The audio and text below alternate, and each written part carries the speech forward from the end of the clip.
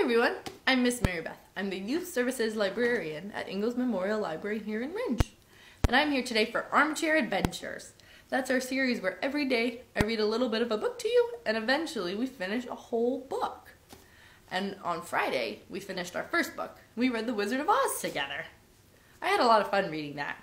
It was a good story and a lot of us knew it already but hadn't read it. And it was really fun to read it out loud to you guys. I had a lot of fun with that one. So I thought for our next book, we would pick The Wind in the Willows by Kenneth Grahame. If you haven't read it already, I don't think I've read it. Or maybe if I did, I don't remember anything from it. So I'm very excited to read it again. And this book is about animal friends who go on adventures on a river. And it takes place outside, in nature. And I thought especially now it's nice to think about nature and have imaginary adventures with animal friends in the springtime. And this book was first published in 1908 in England. So I'm very excited to read it to all of you today.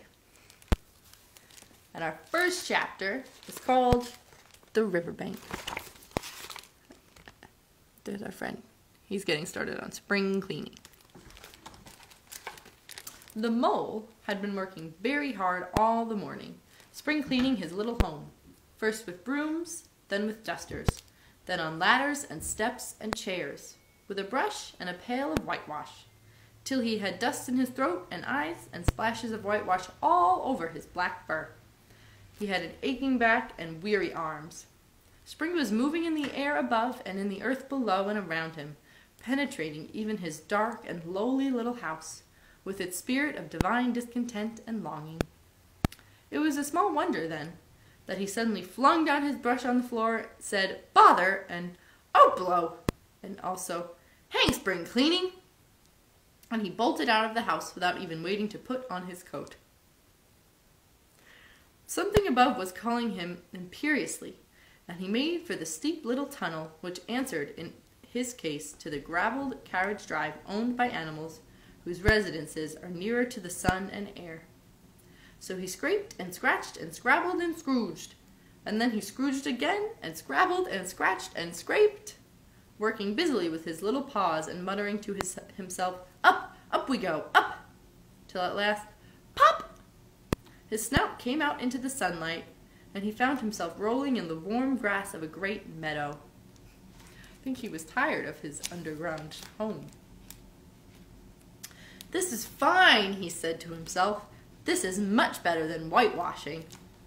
The sunshine struck hot on his fur, soft breezes caressed his heated brow, and after the seclusion of the cellar he had lived in for so long, the carol of happy birds fell on his dulled hearing almost like a shout.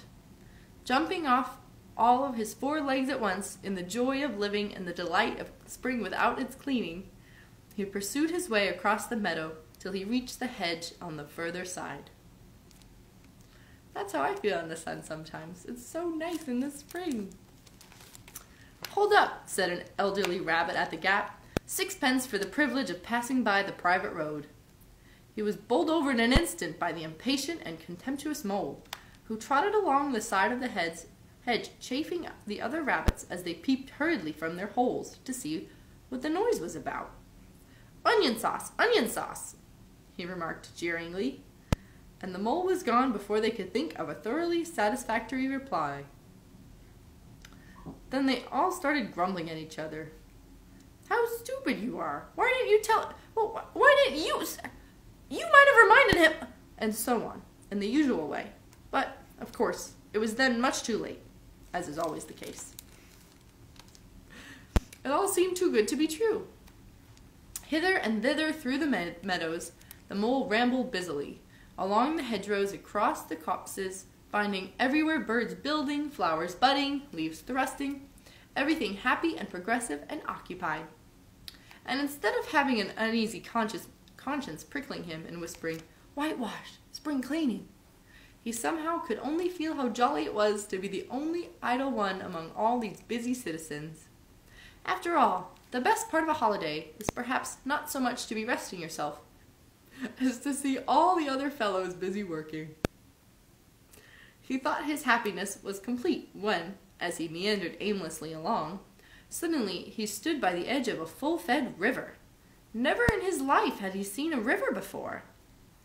The sleek, sinuous, full-bodied animal, chasing and chuckling, gripping things with a gurgle and leaving them with a laugh, to fling itself on fresh playmates that shook themselves free and were caught and held again. All was a shake and a shiver. Glints and gleams and sparkles, rustle and swirl, chatter and bubble. The mole was bewitched, entranced, fascinated. By the side of the river he trotted as one trots, when very small, by the side of a man who holds one spellbound by exciting stories. And when, tired at last, he sat on the bank, while the river still chattered on to him, a babbling procession of the best stories in the world, sent from the heart of the earth to be told at last to the insatiable sea.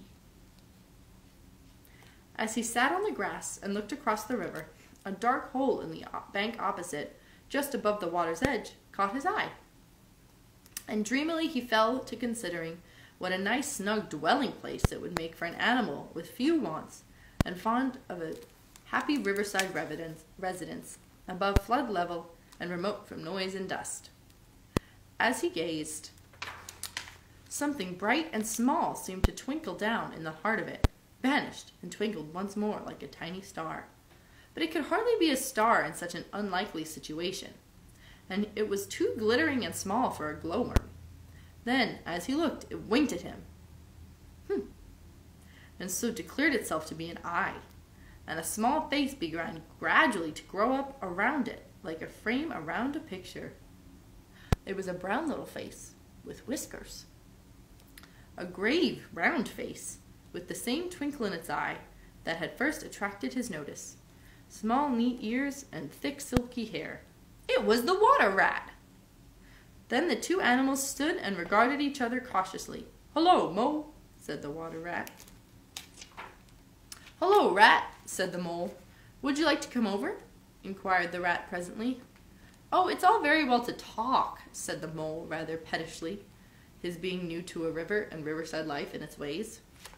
The rat said nothing, but he stooped and unfastened a rope and hauled on it. Then he lightly stepped into a little boat which the mole had not observed. It was painted blue outside and white within, and was just the size for two animals. And the mole's whole heart went out to it at once, even though he did not yet fully understand its uses. The rat scuttled smartly across and sat fast. Then he held up his forepaw as the mole stepped gingerly down. "Lean on that," he said. "Now step. Step lively." And the mole, to his surprise and rapture, found himself actually seated in the stern of a real boat. "This has been a wonderful day," he said, as the rat shoved off and took to the sculls again. "Do you know, I've never been in a boat before in all my life." And here's a picture of them in the boat. It's a rather nice picture. It's in color. So I'll show our two friends on their boat. There they are. That's a happy, nature-y picture, isn't it? Look at those trees. And our two friends.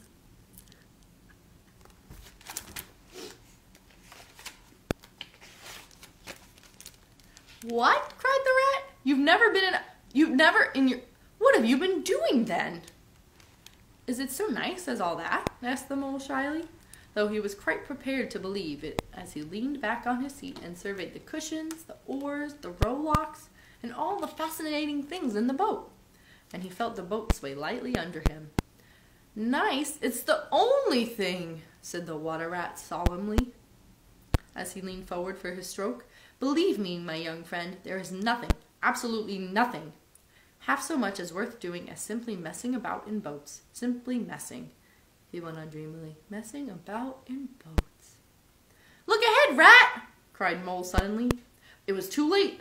The boat struck the bank full tilt. The dreamer, the joyous oarsman, lay on his back at the bottom of the boat, his feet in the air. "About in boats, or with boats," the rat went on composedly, picking himself up with a pleasant laugh. "In or out of 'em, it doesn't matter. Nothing seems really to matter. That's the charm of it. Whether you get away or whether you don't, Whether you arrive at your destination, or whether you reach somewhere else, or whether you never get anywhere at all, you're always busy, and you never do anything in particular. And when you've done it, there's always something else to do, and you can do it if you like, but you'd much rather not. Look here, if you'd really nothing else on hand this morning, supposing we drop down the river together and have a long day of it. The mole waggled his toes from sheer happiness, spread his chest with a sigh of contentment, and leaned back blissfully in the soft cushions. What a day I'm having! Let's start at once! Hold hard a minute then, said the rat. He looped the painter through a ring in his landing stage, climbed up into the hole above, and after a short interval reappeared, staggering under a fat wicker luncheon basket. And here's a little picture. Can you see the water rat with his lunch basket? With his picnic basket? And Mole in the boat so happy? Shove that under your feet, Water Rat said to the mole, and he passed it down into the boat. Then he untied the painter and took to the sculls again. What's inside the basket? Asked the mole, wiggling with curiosity. There's a cold chicken inside it, replied the rat briefly.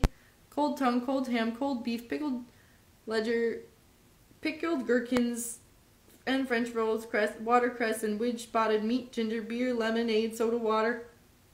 He didn't take a breath as he said all of that. Oh, stop, stop, cried the mole in ecstasies. This is too much. Do you really think so? Inquired the rat seriously. It's only what I always take on these little excursions, and the other animals are always telling me that I'm a mean beast and I cut it very fine. The mole never heard a word he was saying. Absorbed in the new life he was entering upon, intoxicated with the sparkle, the ripple, the scents and the sounds and the sunlight, he trailed the paw in the water, and he dreamed long waking dreams. The water rat, like the good little fellow he was, sculled on steadily and forbore to disturb him. I like your clothes awfully, old chap, he remarked after some half hour or so had passed. I'm going to get a black velvet smoking suit myself one day, as soon as I can afford it. I beg your pardon, said the mole, pulling himself together with effort. You must think me very rude, but this is all so new to me. So this is a river. It's the river, corrected the rat. And you really live by the river? What a jolly life! By it and with it and on it and in it, said the rat. It's brother and sister to me, and aunts and company, and food and drink, and naturally, washing.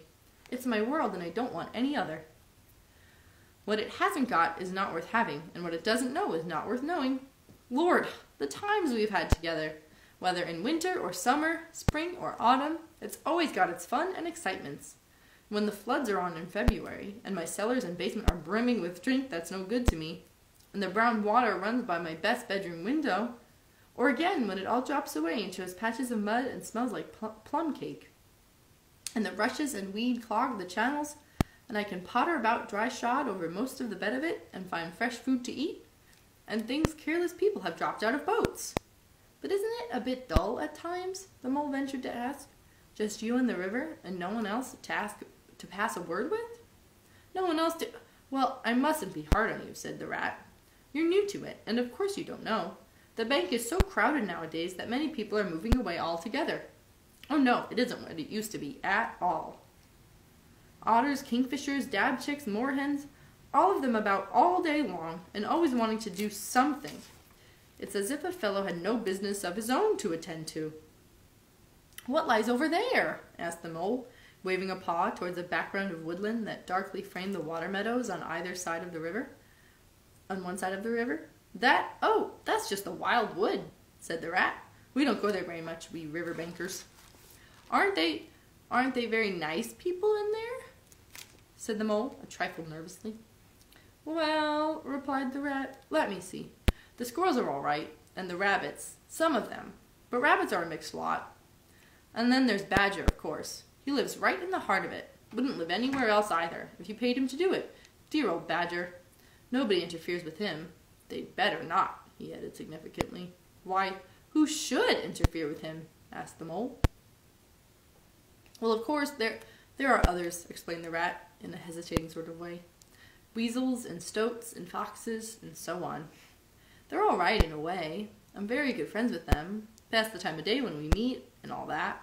But they break out sometimes, and there's no denying it, and then, well, you can't really trust them, and that's the fact.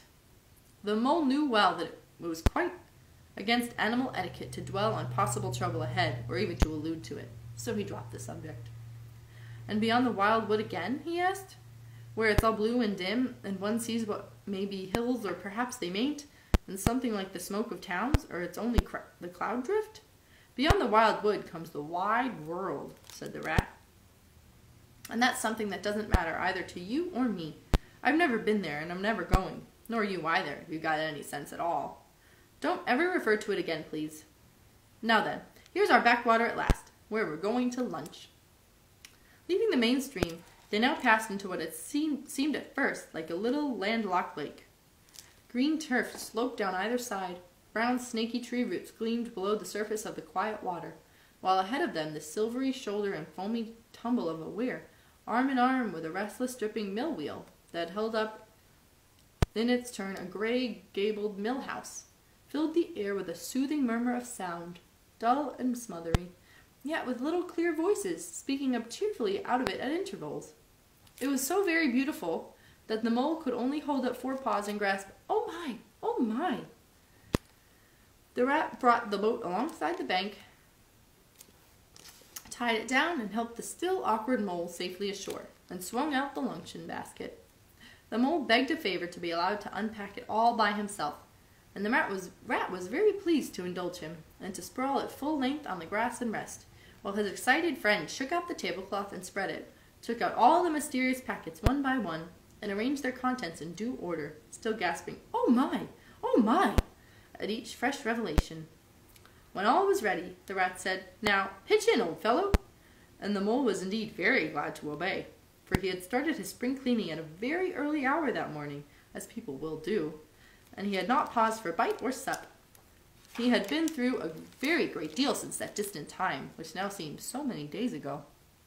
"What are you looking at?" said the rat presently, when the edge of their hunger was somewhat dulled, and the mole's eyes were able to wander off the tablecloth a little bit. "I am looking," said the mole, "at a streak of bubbles that I see traveling along the surface of the water. That is a thing that strikes me as funny." "Bubbles? Oh-ho!" said the rat, and chirped cheerfully in an inviting sort of way.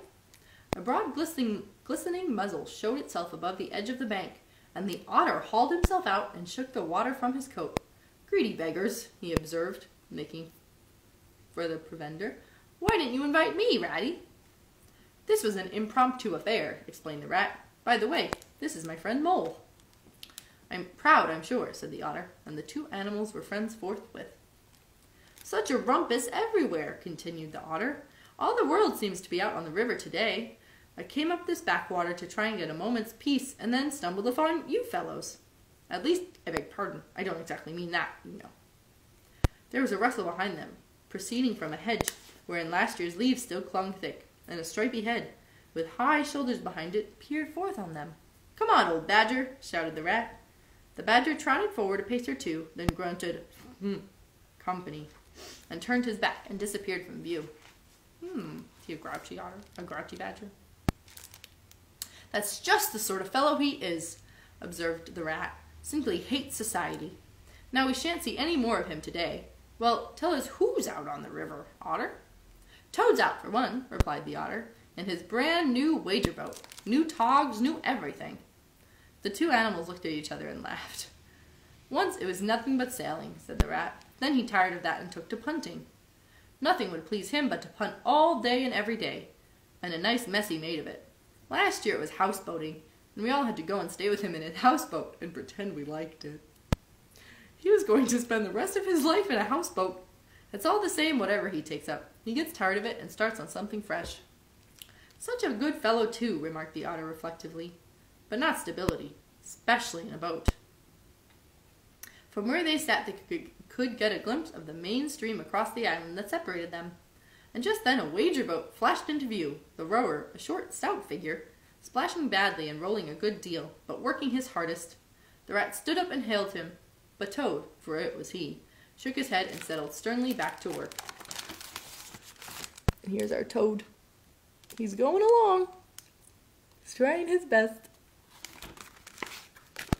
"He'll be out of the boat in a minute if he rolls like that," said the rat. sitting down again. Of course he will, chuckled the otter. Did I ever tell you that good story about Toad and the lock keeper? It happened this way. Toad? An errant mayfly swerved unsteadily against the current in the intoxicated fashion affected by young bloods of mayflies seeing life. A swirl of water and a cloop, and the mayfly was visible no more. Neither was Otter. Guess he went after that mayfly. The mole looked down. The voice was still in his ears, but the turf whereon he had sprawled was clearly vacant. Not an otter to be seen, as far as the distant horizon. But again there was a streak of bubbles on the surface of the river. The rat hummed a tune, and the mole recollected that animal etiquette forbade any sort of comment on the sudden disappearance of one's friends at any moment, for any reason or no reason whatsoever. Well, well, said the rat, I suppose we ought to be moving. I wonder which of us had better pack the luncheon basket. He did not speak as if he were frightfully eager for that treat. Oh, please let me, said the mole. So of course the rat let him. Packing the basket was not quite such pleasant work as unpacking the basket. It never is.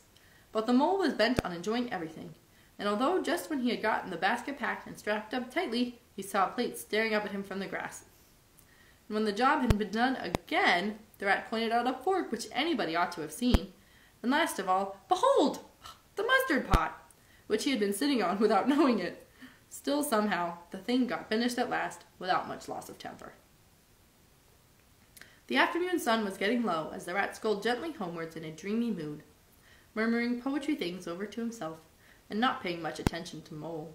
But the mole was very full of lunch, and self-satisfaction and pride, and already quite at home in a boat. So he thought. And he was getting a bit restless, besides, and presently he said, Ratty, please, I want to row now. The rat shook his head with a smile. Not yet, my young friend, he said. Wait till you've had a few lessons. It's not so easy as it looks. The mole was quiet for a minute or two, but he began to feel more and more jealous of Rat, going so strongly and easily along, and his pride began to whisper that he could do it every bit as well. He jumped up and seized the sculls so suddenly that the rat, who was gazing out over the water and saying more poetry things to himself, was taken by surprise and fell backwards off of his seat with his legs in the air for the second time, while the triumphant mole took his place and grabbed the sculls with entire confidence. Stop it, you silly, cried the rat from the bottom of the boat. You can't do it. You'll tip us over. The mole flung his sculls back with a flourish and made a great dig at the water. He missed the surface altogether. His legs flew up above his head, and he found himself lying on the top of the prostrate rat. Gradually alarmed, he made a splash at the side of the boat, and the next moment, sploosh! Oh, no. Over went the boat, and he found himself struggling in the river. Oh my, how cold the water was, and oh, how very wet it felt! How it sang in his ears as he went down, down, down! How bright and welcome the sun looked as he rose to the surface, coughing and sputtering! How black was his despair when he felt himself sinking again. Then a firm paw gripped him by the back of his neck. It was the rat, and he was evidently laughing. The mole could feel him laughing, right down his arm and through his paw, and so into the mole's neck. And here's a picture of rat rescuing mole.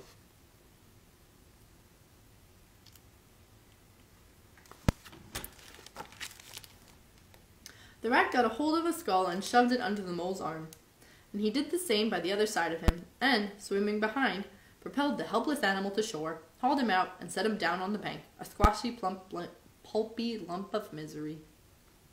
When the rat had rubbed him down a bit, and wrung some of the wet out of him, he said, Now then, old fellow, trot up and down the trodden path as hard as you can, till you're warm and dry again, while I dive for the luncheon basket. So the dismal mole, wet without and ashamed within, trotted about till he was fairly dry, while the rat plunged into the water again, recovered the boat, righted her, and made her fast, fetched his floating property to shore by degrees, and finally dived successfully for the luncheon basket and struggled to land with it. When all was ready for a start once more, the mole, limp and dejected, took a seat in the stern of the boat, and as they set off, he said in a low voice, broken with emotion, Ratty, my generous friend, I am very sorry indeed for my foolish and ungrateful conduct. My heart quite fails me when I think how I might have lost that beautiful luncheon basket. Indeed, I have been very silly, and I know it. Will you overlook it this once and forgive me, and let things go on as before? That's "That's all right, bless you," responded the rat cheerily. "What's a little wet to a water rat? I am more in the water than out of it most days. Don't you think any more about it. And look here, I really think you had better come and stop with me for a little time. It's very plain and rough, you know, not like Toad's house at all. But you haven't seen that yet. Still, I can make you comfortable, and I'll teach you to row and to swim, and you'll soon be as handy on the water as any of us." The mole was so touched by this kind manner of speaking that he could find no voice to answer him, and he had to brush away a tear or two with the back of his paw. But the rat kindly looked in another direction, and presently the mole's spirits revived again, and he was even able to give some straight back talk to a couple of moorhens who were sniggering to each other about his bedraggled appearance. When they got home, the rat made a bright fire in the parlor and planted the mole in an armchair in front of it, having fetched down a dressing gown and slippers for him, and he told him river stories till supper time. Very thrilling stories they were, too, to an earth-dwelling animal like mole. Stories about sudden floods and leaping pike, and streamers that flung hard bottles. At least bottles were certainly flung from steamers, and so presumably by them. And he talked about herons, how particular they were whom they spoke to, and about adventures down drains and night fishings with otters, or excursions from far afield with badger. Supper was a most cheerful meal, but very shortly afterwards a terribly sleepy mole had to be escorted upstairs by his considerate host to the best bedroom, where he soon laid his head on a pillow in great peace and contentment, knowing that his newfound friend the river was lapping the sill of his window. This day was only the first of many similar ones for the emancipated mole, each of them longer and fuller of interest as the ripening summer moved onward. He learned to swim and to row, and entered into the joy of running water. And with his ear to the reed stems he caught, at intervals, something of what the wind went whispering so constantly among them. The end. That is the end of chapter 1. That was quite a long chapter, but it introduced us to all of our main friends. We met the mole, and the river otter, and badger, and otter. And I like that chapter because it has beautiful language. Some of the words might be hard for us to understand, but hopefully we can all understand what they're saying easily enough or well enough. And some of the words they use are hard to understand. They call oars the sculls, but really we know of that as an oar. So I hope that we can all read this together. I think language is very beautiful, and I like the way that the author talks about nature and the beauty of the river. So thanks for reading that first chapter with me. I hope you all enjoyed it. I'm excited for chapter 2 tomorrow, called The Open Road. So see you tomorrow at 3 o'clock to read some more of The Wind and the Willows. Have a fun day!